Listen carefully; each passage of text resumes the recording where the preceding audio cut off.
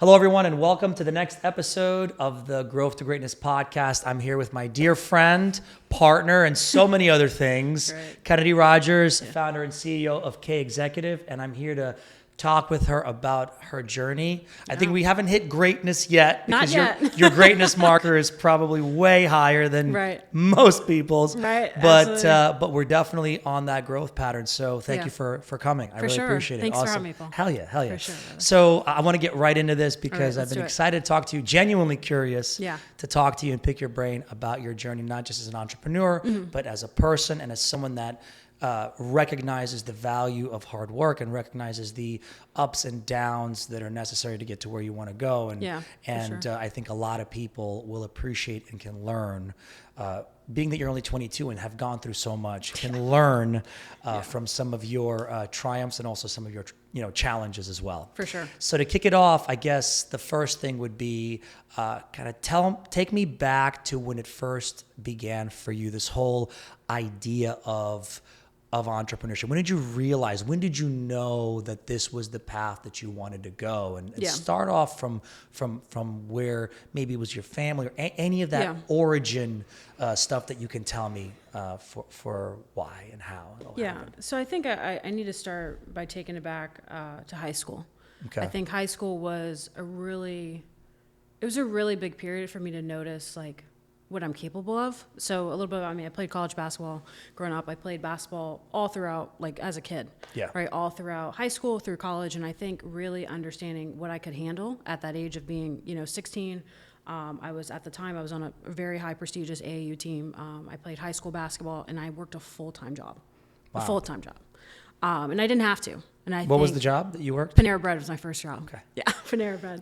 Still love it. Challenging job. Yeah. Challenging job. So I think it was challenging. I mean, I actually started off going to private school, and then I transferred to West Orange High School. So I'm from Orlando, grew up there, went there, and I worked at 5 a.m. in the morning. Mm-hmm. Now, I don't know, you tell me another 15, 16-year-old getting up at 5 a.m., working at 2 o'clock and then goes and play, a 2.5-hour game, right, and has like 25 points, right? Wow. I think that is where character was built, is in those times. And I felt like as much as I worked, I pushed myself to the capacity. I was working 5-6 days a week. Yeah, and I just loved it. It was nothing. I mean, I was getting paid maybe $8 an hour, but it was the capacity to do more, right? So while everyone's just going to school, I actually didn't go to school. I finished early. And so I did a little bit of homeschool, was getting ready for college and stuff like that. The capacity to just do more than what was required, because I didn't have to. This was a total choice. And it was something that I was just in love with, the grind, getting up, having a schedule. Even then you were in love with the grind. Even then, like, my calendar, right? I know your calendar. I can ask my friends, they're like, dude, you've been like this since high school. Like, they're not surprised that my calendar still looks a mess and it's all crazy and chaotic. But it's organized for you. Right. It's organized for me. It's a lot. Right. To the normal person, they're like, how the HE hockey sticks do you do this? But to me, I'm like, this is no different than what it was in high school. Right. And it's that muscle that you're building in the process I feel like how I'm able to sustain that amount of work, because I've built that muscle up to work, 14 hours a day or 12 hours a day, or whatever it takes. It's an obsession. Right. It's an obsession. And you have to build the muscle. Right. To someone that works 8 hours, starting a business and working 14 hours is crazy. Yeah. Right. But for someone that's been doing that and doing stages of that, building that muscle mass up into that, then it makes sense. Yeah. We related on that. Remember when we talked about the 12 to 15 hour days and then having to go when I was first starting my company, doing Uber at night and then getting up again and then somewhere trying to eat, trying to maybe go to the gym, maybe, have a life. No, it's crazy. Yeah. But I wonder if, because high school is where you knew it, but I wonder if before high school, something was developed. You had to have seen it. We're creatures, we do what we see. Yeah. And I think at a young age, go back 4, 5, 6 years old, 7. Can you remember anything that may have given that to you to actually act out on it in high school? Because you don't love the grind all of a sudden. I feel like there was something you may have seen from your parents, maybe something like that you can think of, or what was that trigger? Because there's a trigger of that but it could be innate. I don't know. No, for sure. That's a really good question. So I think of two things, right? I think of first my grandpa. So my grandpa, he was an entrepreneur. I didn't know that was the term. Right. You just knew his I just character. knew that. We called him Poppy. I knew my Poppy worked all day. And I would have vivid memories. I remember going to my Poppy's house, and my Grammy's house, and I would just remember, I didn't want to hug him because he was sweaty. Mm-hmm. He was so freaking sweaty from work. And at the time, he owned an ice cream business. Super profitable ice cream business, actually, by the way. But it was insane to see the amount of work and tenacity, from working on the truck all day on the ice cream truck by himself, making money, collecting, dollar here, quarters here from kids, and then coming back and just being a dad, right? So I think that really kind of stems to my vision of like working hard. Mm-hmm. At the time, like I said, I didn't know it was being an entrepreneur. I just associated that with hard work. Mm-hmm. And then another thing I would think of is my dad. Like my dad's a professional golfer, and just seeing, I think, the grind in him as well. Yeah. Not necessarily an entrepreneur, but still, to play at a professional level and compete at a professional level takes a lot of time, it takes a lot of energy, it takes a lot of hustle. And I remember like going to the golf course with my dad, and he sucked. He sucked. Yeah, he sucked. It was the very beginning of his career, and I just remember like him just doing it, right? Like after everything. And I think even thinking about my experience with sports, like pushing me to that next level. I remember at some point during middle school, I was, when you're a little kid, you're good. And then it's like, okay, you're stepping up a notch. And then like just before high school, like stuff starts to get really serious. And I remember my dad used to just wake me up at like 5 a.m. to go running. See? Absolutely. I knew it. Hated and that's it. where your 5 a.m. Panera thing was. Yeah. So he but just it started there. And how old were you there? I was younger. I was like, what, in 7th grade, I was about 12 or 13. So even before work. Yeah. That was before work. So that's where that, I think, work ethic. And I think basketball taught me a lot about like what's required because you don't just show up on game day, right? Right. It takes practice, and it takes practice outside of practice, because you've got to practice with your team. You've got to know the plays. You've got to, know how to set screens. You've got to know how to do all the basketball, the technical. But for me, I was a shooter. So I can't just go to practice and run plays and not get shots up. Mm-hmm. Right. So there was the practice with the team, and then I need to do my own practice. Right. So I had shooting coaches, all type of strength and conditioning coaches, but it's like I said, it's building that endurance to really sustain, high levels of production. I mean, there was so many times I remember my mom, oh my gosh, I would in middle school, I would have a game. I was way ahead of my generation at that time. I would have a game, and then I would go to training after the game. Wow. Yeah. My mom forced me, but it built that muscle to where I am today, where I can do stuff that I didn't imagine, because I think in a middle school, you had a 25-point game, you go home, you have maybe Twisty Tree, have some ice cream, you just chill. I literally went to training after a game, a full game. Yeah. So you now the role that your parents played in it. Yeah.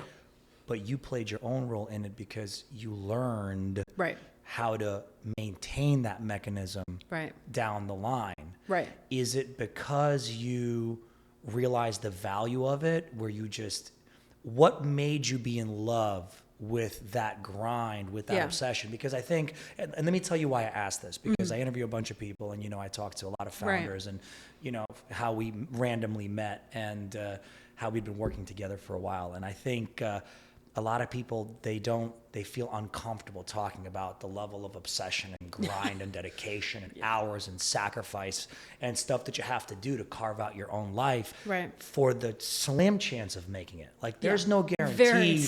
I just saw a statistic that 10% of all companies starting in a year ever reach $1 million in revenue. Wow. And only 1% of those 10% ever surpass 10 million in their lifetime. Wow. And so when you look at these companies that are not just fluff funded and are just doing their own businesses and are actually generating decent revenue, these truly are systemized great businesses. And when you look at every single founder, they have this similar story. Yeah. But what you don't know is why. Right. Why do you do it? Why does it matter? Why really love the 5 a.m.? Why love the work? I know it for me, but I want to know it for you, because it's different for everybody, I think, right? So why do I love the work? Why do I love the grind? It's a really good question. Why do I love it? It's a hard question. It's a really hard question. Because I think there's a lot you love about it, but there's a thing that moves you, that gets you to go. Or is it just the training mechanism? I think so I believe in how you do one thing is how you do anything. Okay. So I totally believe that even if I was an entrepreneur, I'd still be structured. I'd still get up at 5 a.m. I'd still work out. I think it's a part of it is just, that's how I was kind of raised into that grind. Mm-hmm. But I also, of course, there's the financial part, right? Like, building a business, exiting, and, seeing that payday. But I think for me, it's like finding the purpose, mm-hmm. Finding the purpose of what am I supposed to be doing? What's my calling? Mm-hmm. And really listening to that. I think that, unfortunately, purpose is found through pain. Mm-hmm. And I think that once you're on that journey, you realize what your purpose is. Mm-hmm. And I think for me, it's all about finding purpose. And I think it's all about making an impact, and just getting to the top. That's always where I've envisioned myself, and always where I want it to be. And so I know the steps I need to take. And I know that, trying to shortcut the grind is not going to be an answer either. And so it's really staying the course, even when it feels hard, when it feels like, hey, I made 10K a month, like maybe I can chill. I know that's not where I'm going to live. Mm-hmm. You know what I mean? And it's just that stepping stone and that high you get. Okay, I've did 10, now I want to do 15. Now I want to do 25, now 50. And so it's that high of like, okay, I did it. It's a sense of a little bit of a fulfillment, not about more so the money, but that you did it. So when you think about business growth and you think about the money markers, the revenue markers, right. And you think about, because I love that you said that, and I believe that. Knowing you, I believe that you would be the way you are, whether you were doing a business or not, which is why you're doing a business, because the way that you are deserves to be done with a business, because you would literally be too much for any corporate position. I think you would just too outspoken. You would just be way too fast, way too much for anyone to be able to control what you want. And then any of your bosses would be afraid for their jobs, I think, because they'd be like, oh, she's coming for my... Yeah, I'm coming for her, buddy. No, and then Kennedi rises to the ranks. But when you look at the accomplishment piece of it, money is important. I feel like sometimes people, it's pain, it's purpose through pain, but how important is the money? Yeah. How important is the money to you? Is it, as an entrepreneur who's extremely young but dedicated to the craft of succeeding and the grit and the grind, how important is the money? I don't think it's that important. I think reasonably, I think we both said this before, like once you make 25K a month, 10K a month, right? I mean, if you're a business owner, let's push it 25. Yeah. But as someone that works a 9-to-5 job, 10K is plenty, right? And so I think for me, it's not about the money, but it's about who I am becoming along my way to trying to get this thing. I'm just going to say it's a thing, because I don't have like a certain revenue goal. I'm like, okay, when I get this, then I'll be successful. I've destroyed that thinking in entrepreneurship, the if this, then that. And so for me, I think it's who I'm becoming as, okay, when I hit 10K a month, I'm this. But when you hit 25K a month, you're typically a different person, right? Because how you get to 10 doesn't mean that's how you're going to get to 25. And so on and so forth, yes. Correct. And so, a $25 million CEO doesn't look the same as a $100 million CEO. Yeah. Right. And so I think for me, it's understanding, who I'm becoming. This is, I told you this was funny. Today is year 1, right, of K Executive. Oh, yes. Congratulations. Thank you. Yeah. On the day of the podcast. I know. It's awesome. Not funny. Wow, and so cool. I even think, money aside. And you survived a year. I know. I think money aside, this is the first year, you always take on less than what you've ever done. Yes. And I think even looking at myself a year ago, right, like I'm so different. Yeah. The person you're becoming. The person I've been, like money aside, the person I became during that time is insane. Yeah. And I do it all over again. I do it all over again. Yeah. Just so I could see it again and see even, I think what's even crazy to see what I missed during that chapter, because I've learned a lot, but I've also missed stuff trying to get the next thing. Yeah. And so I think if I can go back and do it all over again and see, okay, what did I miss in that chapter that I should have learned? Yeah. You know what I mean? I think that's so exciting. That's so, having that year to look back on, go, these are the learnings. Yeah. Okay. I have 2 questions from that. Okay. So you've given up the if this, then that thinking. Yep. That is so important, I think, Yeah. If this, then that will get you in a lot of trouble. I have my reasons, but it's not about me. It's about you. So Yeah. Why did you give up that thinking? And when you had that thinking, what was the biggest pitfall? Yeah. So I think the first part of the question is, why did I give up? Yes. So I think I gave it up because I think you have to look at your vision, right? You have to look at where you want to be, and you have to look at where you are. And so you have to understand that where you are is due to the thinking, the actions that you did prior to that, right? So I'm in this situation because I did this, and that leading up until this point. Yeah. Right? And so the then part is who you actually want to be, right? It's like, if this, then that. Okay, you know, when I get $10,000 a month, then I'll invest into my business or reinvest back into the business. But you have to start thinking, what would $25K a month, or I don't know, whatever number it is, goal, right? As an example, right? Just playing with numbers here. What would that person do?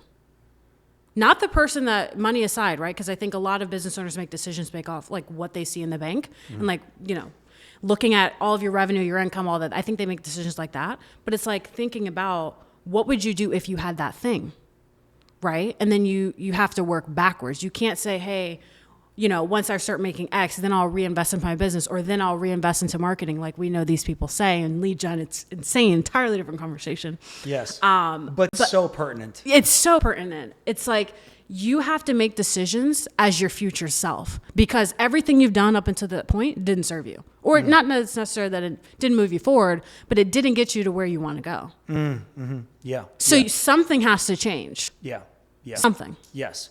And why do you think, how did you recognize for yourself that this if then that thinking wasn't the way to go about it? Was it something you learned from your potential customers, from the business? How, from me? Yeah.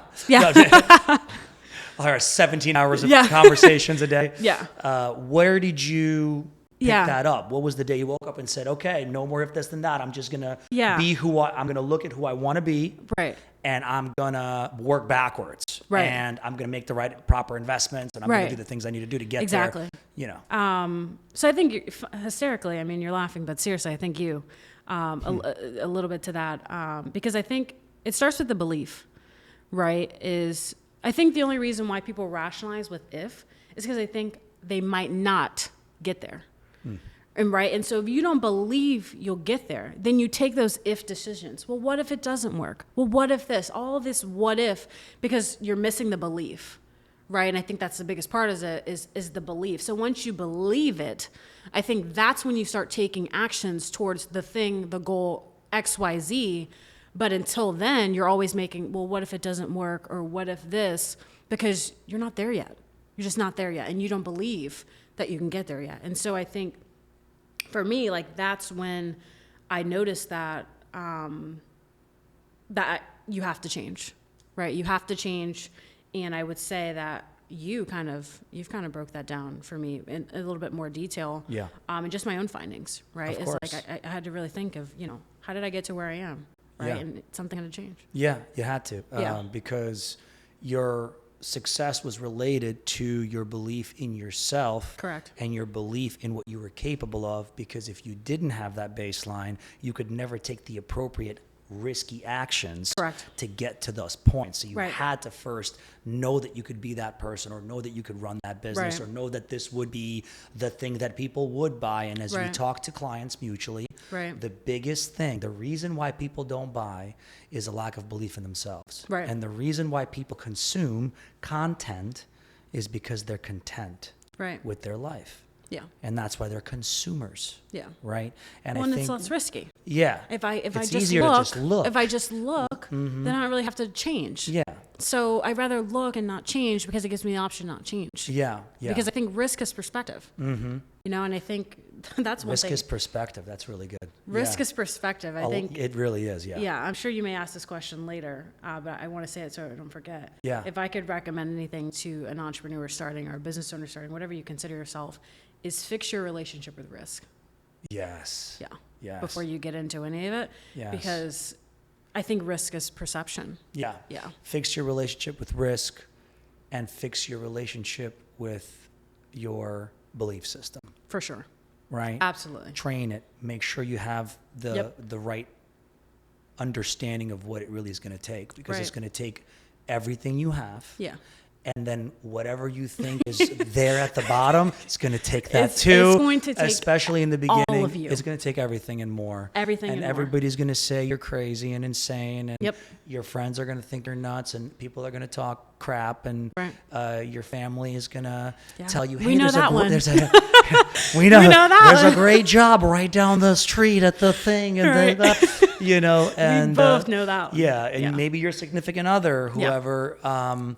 But that's the risks. And again, you have to fix your relationship with risk, because if you have a good relationship and you have an understanding of the fact that it's only a risk because there's a lack of belief. Right. I always say, if there's is an ounce of a chance that it'll work, I've got to put everything into that in order to turn that ounce into anything more. Yeah. It's just what it's going to take. And I think people get really put off by the idea of such a minute opportunity for so much effort. Yeah. And when you look around, I mean, it's almost like the lottery. Yeah. Because, it's such a big number to get, but the winnings are such a low, it's such a low variable that you'll actually win something, but people win. Right.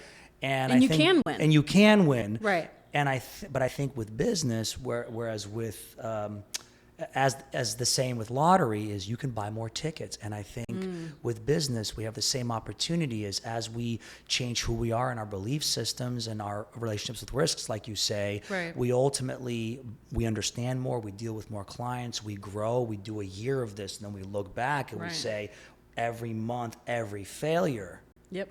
Is another ticket I just bought. Right. And now I'm closer to winning the lottery. And now it makes sense. And if a failure is a ticket, let me fail. Right. Because every time I do, I'm buying another ticket. Which gives me keep going. Right. Absolutely. Yeah. That's really good. No, that's something that, I don't hear a lot about, like fixing your relationship with risk. So I'm glad you brought that up. And we're going to dig into that a little bit more later.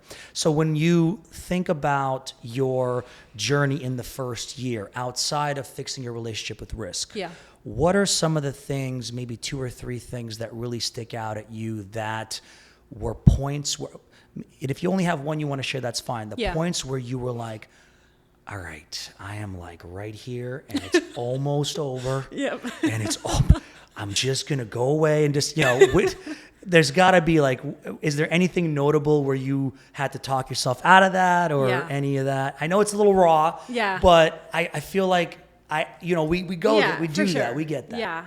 I think something I really had to work on is, and we talk about this, right, is I was on that chapter, and this is, not my first chapter, but it's probably like my second or third month where I've been like, okay, optimizing thyself, right? I think we heard talk about that, right? And it's everything regarding like your sleep, your mindset.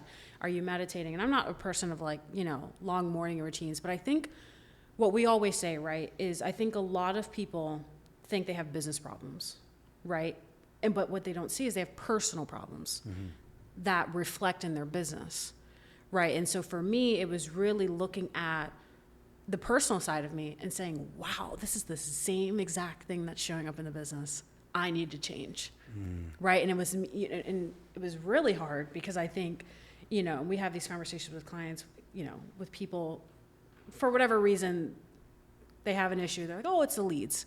Right. And I was one of those people. I was like, oh, the leads are shit. Like, this is terrible. Like, it's not me, it's them. Like, they're broke. Whatever the case, right? Yeah, sure. And then I had to understand it was me. Right. It was me. And it was me not showing up how I really wanted to show up. And so it was really taking a look. And it's like, it's not the business, it's me. Like, I need to change for this business to flourish, because if I'm running the business, if I'm weak, how strong is the business going to be? Like, it just doesn't really make any sense. And I think really looking at those personal problems and look at your business, and you'll see those same problems showing up, right? Because how you do one thing is how you do another. And so I think that's been the biggest realization is I think everyone wants to say it's something else. It's the leads, it's the website. I need to do a funnel. They think they need to do all these different things, but they don't look at themselves. Really interesting. So it's almost like you went through this process of of an evolutionary path where you were so kind of down and out in the blame game a little bit, and for sure. This is wrong, and this is wrong, and this is not working, and this is not working. Been down the entire path. The whole path, and you were like, if I keep going down this path, it's going to be over for me because I'm so getting so deep into the blame game, I guess, and we all do it. Yeah. That I don't know if there's going to be a path back. I'm losing the cord to the way back, but then it clicked for you that if you switched to looking at yourself and what your rituals were and your personal stuff was and where that was and improving that could then reflect in your business. And I think that we talk about this too, that we are the bridge to our business, especially early on. Absolutely. Right? We are a reflection of our business. If our business is shut, our life is shut. Yep. And vice versa. Exactly. But it doesn't stem from the business. The chaos is not in the business. It's in the person running the business. But so, I think it's hard to admit because it's hurts. My fault. It hurts. It sucks, it really hurts to say, wow, I'm the goddamn problem. Yeah. Wow. Yeah. It hurts. Sucks. It hurts to say, wow, I'm not showing up how I want. I'm not doing the work. I'm not doing the outreach. Mm-hmm. Did I track this? I remember I was talking all the time and I had to, remember I was telling you and you're like, this, and I'm like, well, how many leads do you have? And you're like, this. I was like, that's not enough. And you're like, whatever. And I was like, how many sales goals do you have? I was like, well, it's not enough. And it's it's just, it hurts to say like, I'm the problem and I need to do more. Yeah. Yeah, and then you do. And but you do more. Right, because it's like, okay, you've seen the calendar, demo queen, right? Yes. It's easy to get demos, but I think understanding, like, what happens with those, right? Like, it's not just about demos. How are you showing up, right? 10 demos is a lot for one person. Then you take calls 48 hours out of the week, Tuesday, Wednesday, Thursday, 72, whatever. Yeah. But understanding, like, what's happening out of that. Are you reviewing your sales calls? Are you taking notes? What's your follow-up process, right? And it's easy to say, oh my gosh, they just didn't have money. Did you nurture them? Did you send them a case study? Like, what did you do to bring the sale closer? Because it's easy to say, oh, they're just broke and they don't have money. Well, those false objections are great to justify. Right, it's really great. Because it's like, it's them. Yeah, they don't have money. They don't have money. And then 2 weeks later, you see they bought something else. They bought something else, and then what really hurts is when the same person says the same thing. Yeah. The next person says, "Oh, I don't." Yeah. Yeah, and then you have to start saying, "Oh, 2 objections in a row. Like, what's going on? Something's off. Is it me?"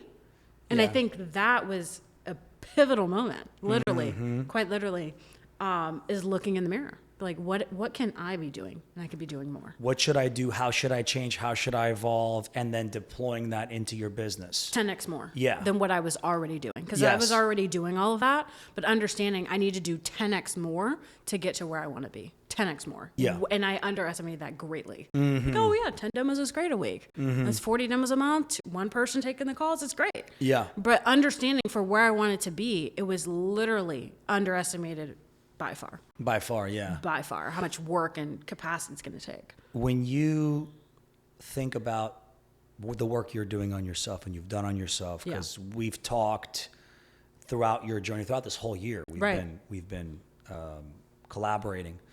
You really focused the last 3-4 months, I would say. I mean, at least publicly to me, focusing on yourself. You were focusing on your mindset and your morning rituals and routines and letting that kind of bleed into the systems of your business in a positive way.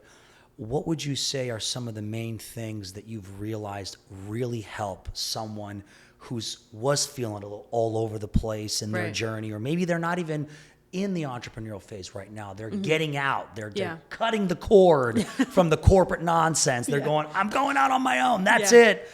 What would you say from a mindset, internal perspective helped you the most in these last couple of months to make the right changes in the business and just move forward the right way? What helped me in terms of like rituals specifically? Yeah, like rituals, like what thoughts, what routines, what have you developed internally that make you feel more in control of what's going on in your business? Like on a day-to-day basis, because you've been working on yourself, you've been thinking through a lot of different things, and you've been the fitness piece that kind of fell off for you that you brought back in. So like that roller coaster. So it's like, I'm sure that's one of them. Yeah. Is there anything specific around that you want to share? I think with changing, honestly reading. Reading. Yeah. Okay. I mean, I wasn't a reader in high school. I hated reading. My mom used to force me to read. Like, yeah, I read, and just open the book and just act like you're turning pages. I think reading, listening to podcasts, and just really like strengthening my mindset. I say for anyone that's going to pull the plug, getting into the plug, right about to plug it in and get started. I think you really need to, like, I've worked on it, but I think for anyone going into it, they really need to work on their relationship and their mindset before getting into business, because I think there's a lot of routines, right? There's journaling, meditation, all these you're doing a lot of these things now. I mean, I'm doing Some of them. these Yes, things, and I've mixed up. I'm still finding like what works for me. Before I was getting up at 5 a.m. Now I do workouts at 11. Okay. So, but I'm still working out. Yeah, right. And so figuring out the path. Okay. The order for someone's going to be different, right? Some people may journal, they may meditate, they may pray, whatever that looks like for you. Yeah. I encourage someone to find that, because I think one size doesn't fit all. Yeah. But I think it starts with sharpening your development of your mindset, and figuring out what works for you. Because waking up at 5 a.m. may not work for you. I've personally switched that because I want to get my highest level priority tasks done in the morning first. And then I want to work out before I get on sales calls. Yeah. I find the energy gets me there. I'm like, hey, just got to work out, just ran, just lifted. I find that energy it's huge. I love that spark, because because I think you just want it. And you go work out, and you do get it in. when you want it. And I think that before I was still working out, because this is principle, right? If you work out at 5 a.m. or 5 p.m., it doesn't matter as long as you got your work in. Yeah. And you agree with that. Yeah, of course. I think the thing is like just understanding. I just kind of forgot my train of thought. That's fine. But understanding, I think where I was going to go with that is what works for you. And I was finding that when I woke up at 5, although I was getting my work in, it didn't feel good. I felt lethargic when I came back. I just kind of felt tired, because I come and sit down or maybe stand up and start doing stuff. And I didn't really feel like it was done. Although it was done, I checked the box, I worked out. It didn't feel good, right? And so it's finding what feels good. And I find that when I get my highest level priority tasks, whether it's launching a new campaign or doing some outreach, when I get that done first and then work out and then go take sales calls, I feel amazing. I feel amazing. And that's just what works for me. It's not what always worked, right? But you've got to try, right? So I think what the lesson here is, and don't keep me honest, and I'm paraphrasing, is know what you are going to do, what your activities are, but don't be stuck in how you do them. Right. Just make sure you figure out your natural path. Absolutely. And I think that's so good, because there's so many people that tell you, wake up at 4 a.m. and then go da-da-da-da, and like Dwayne Johnson, and I'm doing 2 workouts by 7 and whatever. Right.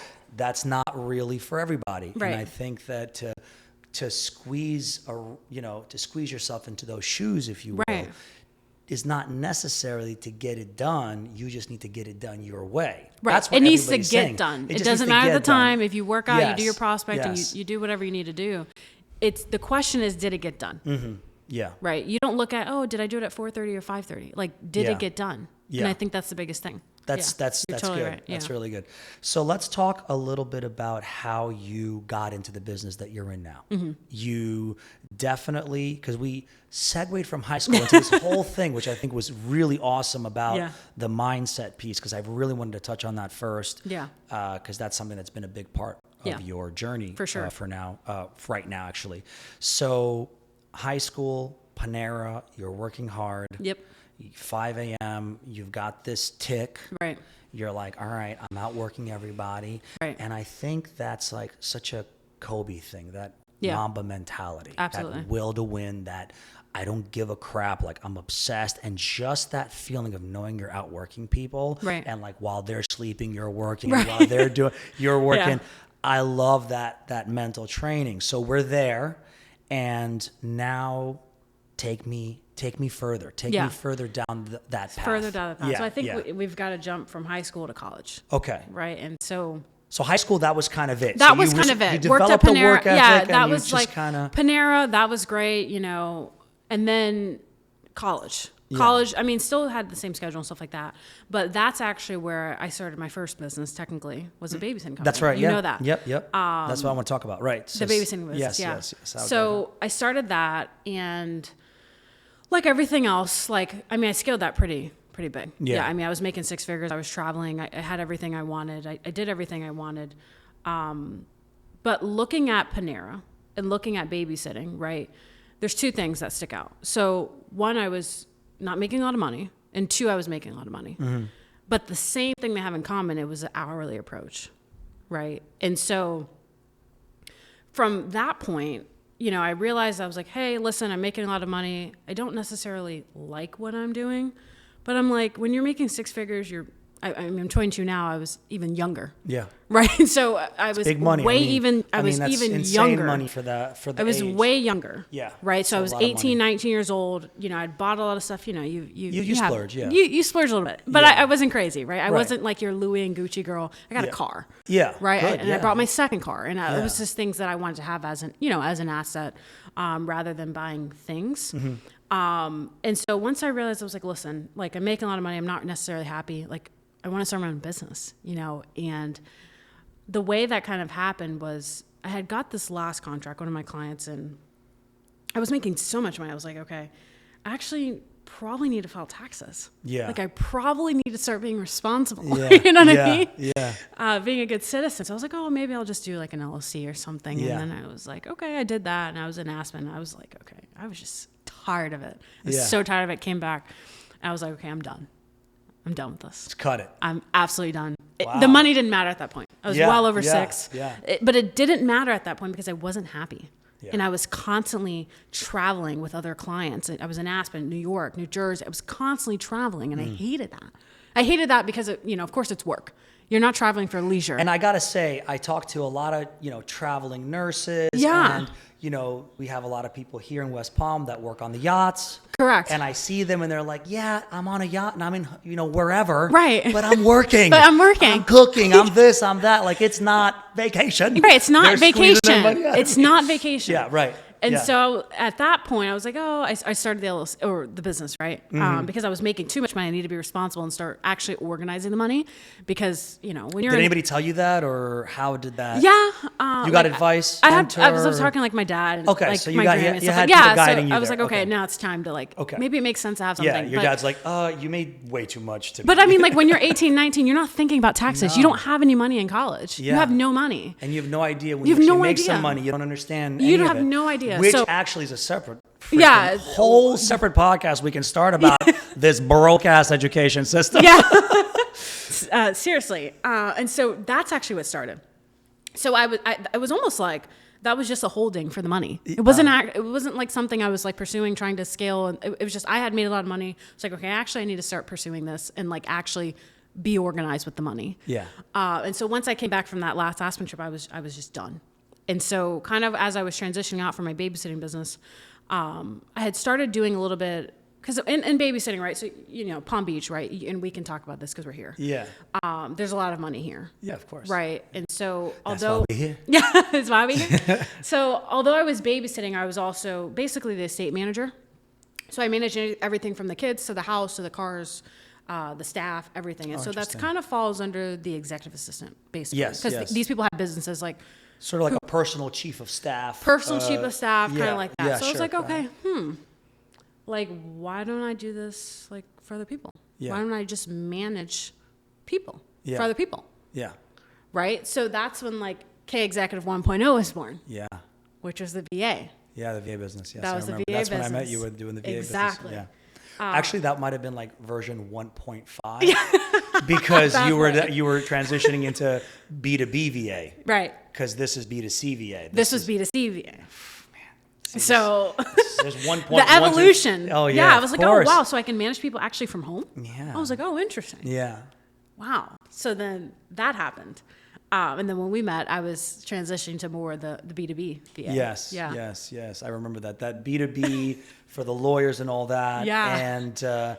And you were kind of in the thick of it, like sort of trying to figure out the who and the what but then something interesting happened. I'll let you talk about the nightmare, and then Nightmare on Elm Street. 2.0 and what you realized. But to get from 1.0 to 1.5, from going to the B2C to the B2B, and like how you thought of that, was that based on what clicked for you that you were like, you know what, I can do this for businesses and it's better because there's a more structured approach to it, or what was it that drew you to that next phase? Do you remember? I think for me, with estate planning and kind of that whole thing and managing that, I think the problem with that I saw was that they wanted me.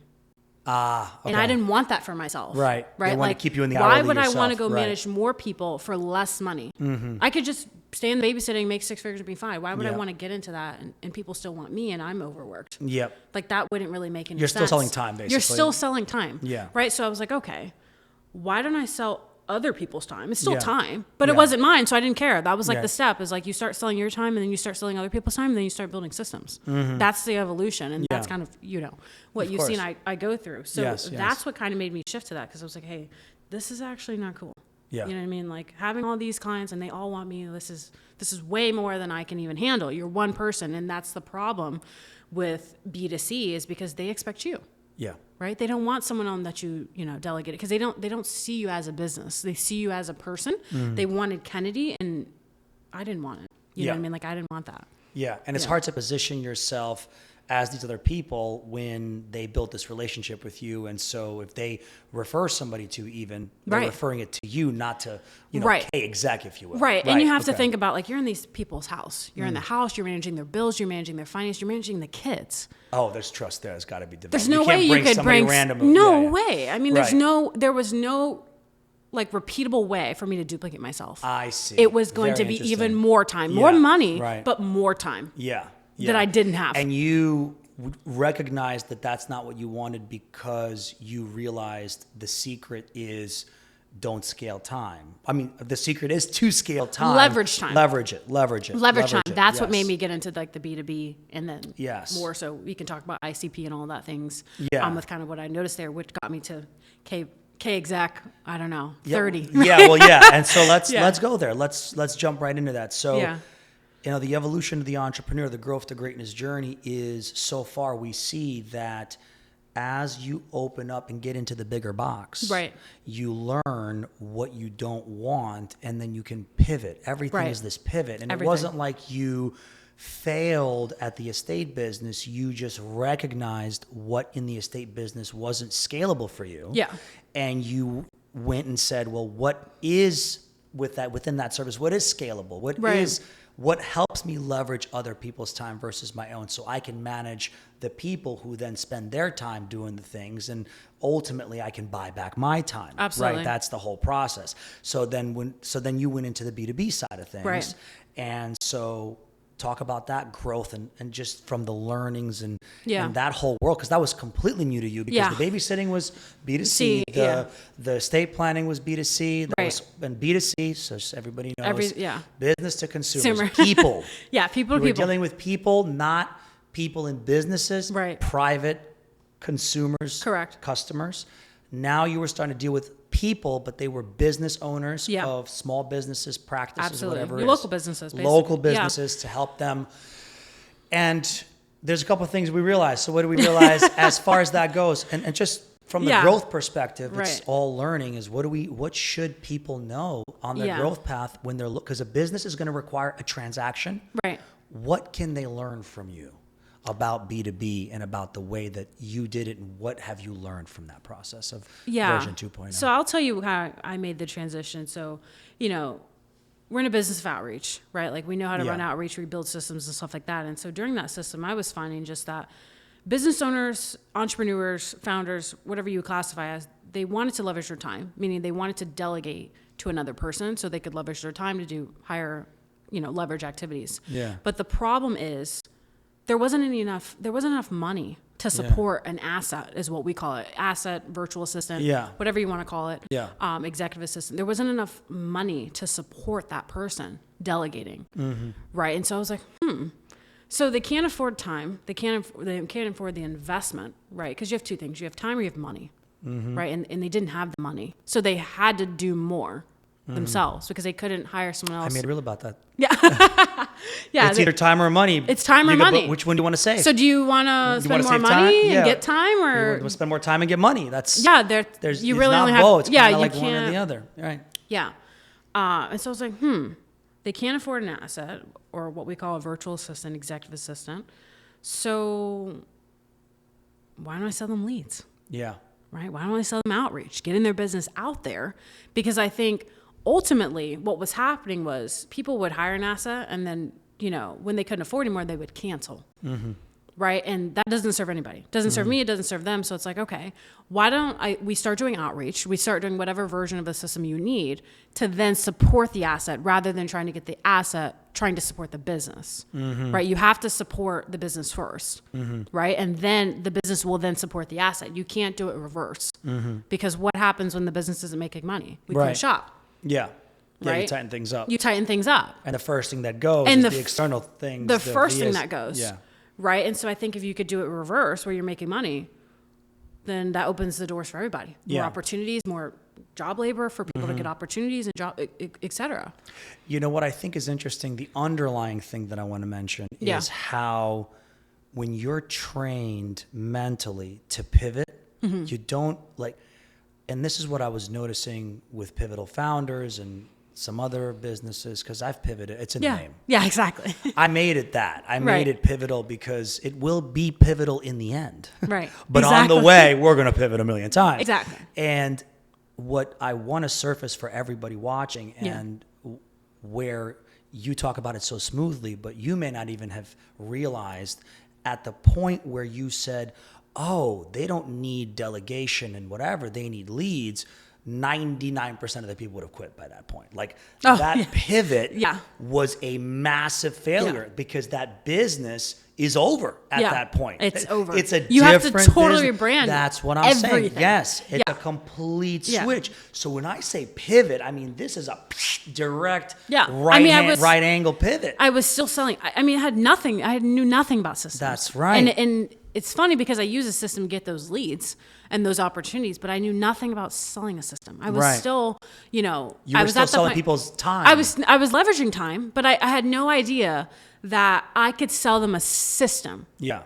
That was insane to me. Yeah. I was like, wow, and I can have a leaner team, less people, less to manage, make even more money. It was crazy to me. Yeah. The system is the key because people don't want to. They want to manage anybody. That's clear.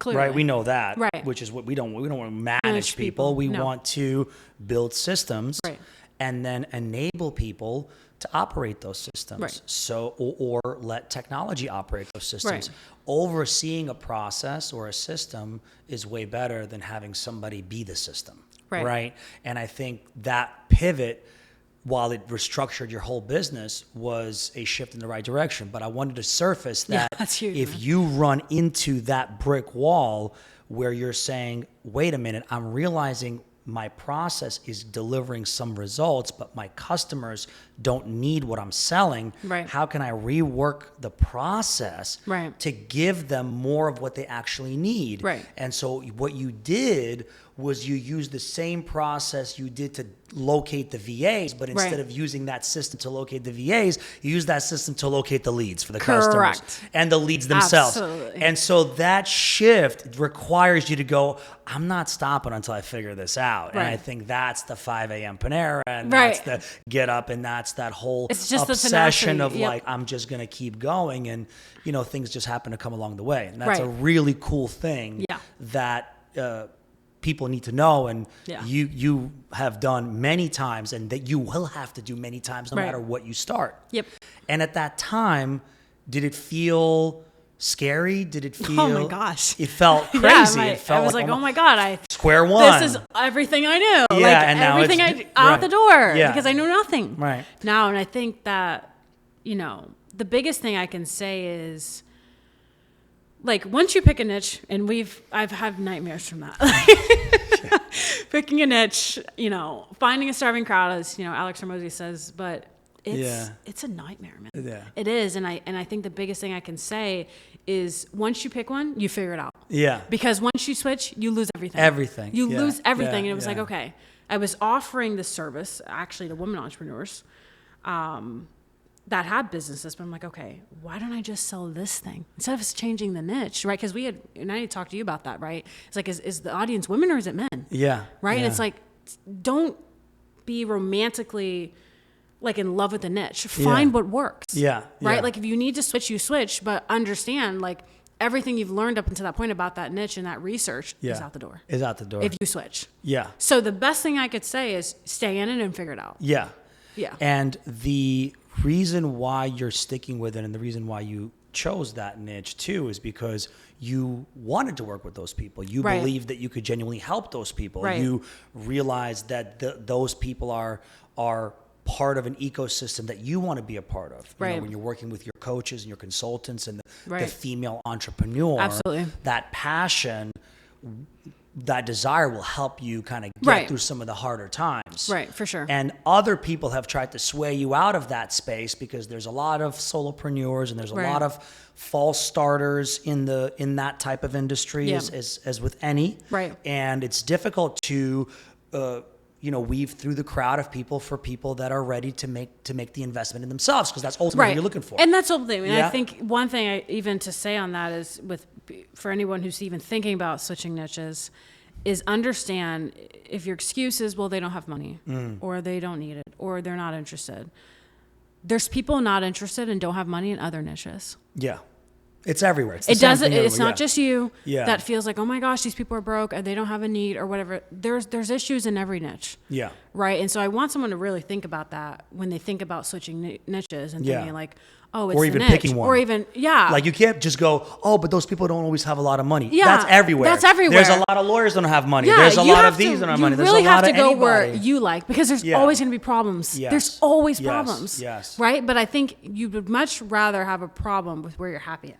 Yeah. And what you want to be doing. Yes. Right. Right. I'd rather be talking to whoever my niche is, Right. even though they don't have maybe the resources, and Right. learning how to help them find those resources. Yeah. And I think that scarcity comes from a lack of belief in themselves. Right. Absolutely. I don't believe that people don't have the money for most of the things they say don't have the money for. Yeah, I absolutely. do not fucking believe it Yeah. because the line at Starbucks is out the door and ain't nobody got Yeah, exactly. $7 for a fucking for a latte. Right. All right. You just don't. Right. But they're out there anyway. Right. So the credit cards are zinging. Right, Right. exactly. So swipe them. Right. Right. But you believe when you buy a cup of coffee, Right. that the cup of coffee will give you that zing because that gonna caffeine be works good. and it's going to be good and it's Right. going to work. Yeah. Because it's going to work in keeping you up. Yeah. And even then, people find money for Starbucks. You'd be Yeah, that's what I'm saying. surprised. They don't care. They're Yeah. finding it. They're finding that They're $7. finding it. So we know because they know caffeine works. Exactly. And so when I approach it this way and I say, well, I'm going to be the caffeine. Yeah. How do I become the caffeine in whatever business I'm in? Because I need to make them believe I'm the caffeine for whatever it is that they want, because there's no Right. way they won't buy it. I need to be that Absolutely. addictive substance. Right. And so I think when people don't have money, when they say they don't have money, it's a false objection from a lack of belief, from a scarcity mindset that they themselves has built upon themselves. Right. And us as professionals, we know our service will or will not work. It's marketing. It's a gamble no matter what, Yeah, right? exactly. Like, you don't really know what's in the coffee you're drinking, how much Right. caffeine it really is. You just bought know, the coffee. You just buy the coffee, and Yeah. you know when Maybe by they the put an time extra I finish, pump. Who yeah, knows? you don't know. By the Yeah. time you finish it, whatever. Right. But you expect certain things to happen, and so Right. I think with what we're doing in business. In every business needs sales. People shy away from it. Yeah, absolutely. You need to know that caffeine is going to be the belief in yourself. Right. That you can utilize whatever resources provided for you. You just need to believe that process is valid enough for you Right. to work. Right. Right. Yeah. And so I think that when like you said, when picking a niche, picking people that you can connect with, that you can relate to, that Right. you can banter with, that you can motivate, that you can show, hey, I'm that caffeine for you. Right. Like, as I get And your I business, think- I understand, and right? I don't want to forget, I think sales has changed, Yeah. right? And so if someone doesn't believe, you've got to almost share that caffeine with them. Yeah. You've got to definitely. share that energy. You have to channel that energy because they're already getting on the call. They're scared. You know, the moment They're scared. the moment they You wanna schedule sell the me call, something? the moment they schedule the call, they're scared. What are you going to sell? How much does it cost? What are we going to do? They're literally emailing before the meeting, like, "How much is it?" I'm Yeah. like, "Geez, relax." Yeah. But you don't even know what I do. Yeah, It's $1 billion. you don't It's even know. $1. Are you going to just give somebody $1 when you don't, it doesn't Like, matter it wouldn't even yet. matter how much it is. doesn't But I matter think yet. sales is about change, and So so funny. even when they don't have the caffeine, even when they don't believe it, you've got to share some of yours. Yeah. You've got to share it. Yeah, you They've gotta got to share. feel that on the call. They've got to feel that energy that you had the belief in your product Yes. that you could walk away from the sale. Yeah, for sure. And You've got to share that But caffeine. that's the best point, because it works really well with niches that you relate to. Right. How can you share the caffeine with somebody when you don't want to be in the business? Right, If you exactly. don't like who you're talking to. Right. If it was a tech company. Company or, be like, we hate attorneys. Okay, you just don't have it. We just keep talking whatever. shit about attorneys. Yeah. No, I'm like, no, you we just love don't have it. attorneys. Yeah. Yeah. But I think that is really important. And when you look at a business, you go, who in my family is this profession, let's say, or who am I? Right. If your parents are tech founders, go after tech. Right. Because you've got a story to tell. You've got a story. You've got the caffeine to share. You can have a cup of coffee with them around that, and they might believe you because they're buying your belief in your product because they don't believe in themselves right now. And by nature of that, they're not going to believe in you just yet. Just exactly. Your confidence. And that's the key. If they don't believe in themselves first, they're not going to believe in you. Yeah. No way. That's why right. you've got to share that caffeine. And then that helps them sort of start to do it. And then when you actually get some traction and some results, then they start to believe in you and then in the nature of believe in themselves. Absolutely. When you think about your business today versus what you were doing a year ago, what would be the one thing that you would do differently? One thing I would do differently. In this, since it's a 1 year anniversary, 1 year, 12 months. Yeah. One thing you would do differently. Yeah. You could take a second. I know that's a good one. Yeah, it's a really good one. Yeah, it's a really good one. You got me. I had it in the hopper, man. One thing I can change differently. I had it in the hopper. Okay. I think a lot of people, they say if you stay ready, you don't have to get ready, right? Yeah. But I think there is no real moment when you're ready to start a business. Yeah. You're never ready. Like, I'm still not ready. You know what I mean? Like, I've learned a lot, and I'm still like, geez, like, you learn a lot. I don't know if it would be falsely to say, like, hey, you need to work on your development first, or I wish I would have worked on my personal development even more. Even more. Well, listen. If and just in terms of, like, risk, money, like, all of that, right? I think if I could have spent some more time with that, really planning out your that.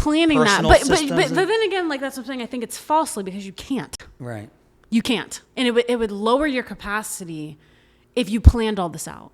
Because it would change. You would change. Yeah. If you knew that you were going to get your goal in 6 months, you'd work a little differently. Mm-hmm. But if you knew it may take a year, you may bust your ass. Yeah. And it's not knowing the stuff. That's when the character, and it's amazing, to see, like, how much you can do when you have no choice. Right? And so I think maybe working on your personal development a little bit more, healing your relationship with money and, like, risk, like, maybe that's helpful. But I think, honestly, like, you've got to get into the weeds. Yeah. You just don't know until you know. Yeah. Right? And it's those challenges, just everything that comes up, that's what allows you to, like, surpass what you've already done. Yeah. For sure. Yeah. Amazing. Yeah.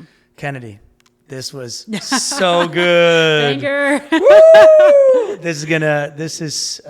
I've been dying to talk with you like this one-on-one, even though for about 3 months, at one point we talked at 5 a.m. for an hour. Thank you so much for coming on. For sure. This Thanks was for having so awesome. Yes. Kennedi Rodgers, K Executive Solutions. Details in the description. Gotcha, guys. Episode 3, Lockdown Growth to Greatness podcast. I'm your host, Paul Masters, CEO of Pivotal Founders. I'll see you in the next one. Bye, guys. Peace. See ya. Bye.